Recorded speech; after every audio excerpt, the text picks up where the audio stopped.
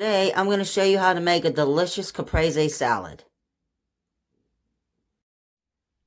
Start by pouring 1 cup of balsamic vinegar in a small pot and bring it to a hard boil for about 20 minutes, stirring it occasionally.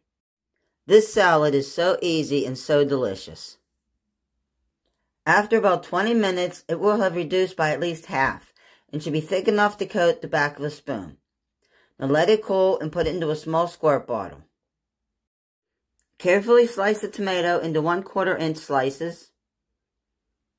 If you like this video, please hit the like button and please subscribe.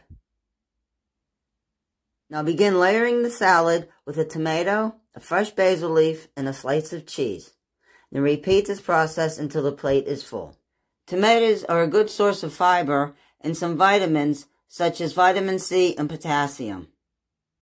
Now drizzle with the balsamic glaze and garnish with some smaller basil leaves. Balsamic vinegar contains antioxidants and probiotics, which is good for healthy digestion. Thanks for watching.